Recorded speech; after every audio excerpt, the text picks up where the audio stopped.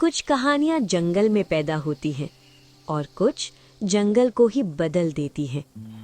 घने जंगल के किनारे एक टूटी सी झोपड़ी खड़ी थी। इसी झोपड़ी में रहते थे एक भाई और उसकी छोटी बहन। जिंदगी आसान नहीं थी, हर दिन मेहनत, हर दिन संघर्ष, लेकिन फिर भी वे दोनों एक दूसरे के साथ खुश थे। एक सुबह भाई जंगल में लकड़ियां काट रहा था।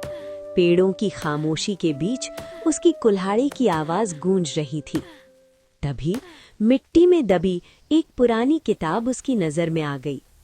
किताब साधारण नहीं थी, न नाम न पहचान, बस अजीब सी खामोशी। वो किताब घर ले आया।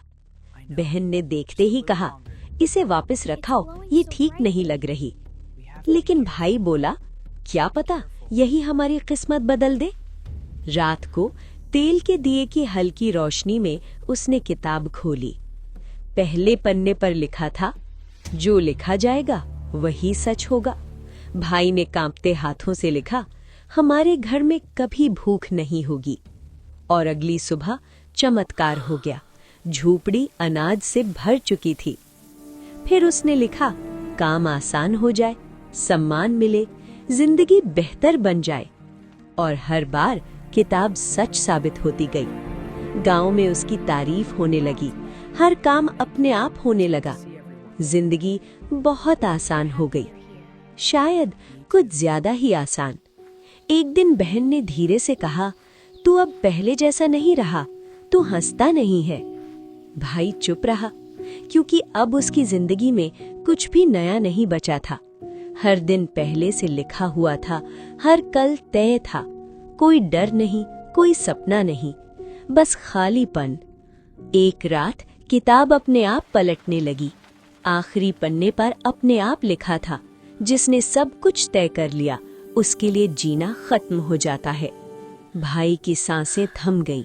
उसे समझ आ गया, किताब उसकी मदद नहीं कर रही थी, वो उसकी जिंदगी छीन रही थी।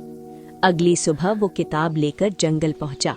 दिल में डर था, लेकिन फैसले में सच्चाई। उसने किताब को आग में फेंक दिया। किताब जली नहीं, उसके पन्ने खाली हो गए, जैसे कभी कुछ लिखा ही ना हो। सब कुछ बदल गया। जिंदगी फिर मुश्किल हो गई, अनिश्चित हो गई, लेकिन भाई के चेहरे पर मुस्कान लौट आई, क्योंकि अब हर दिन लिखा नहीं जाता था, हर दिन जिया जाता था।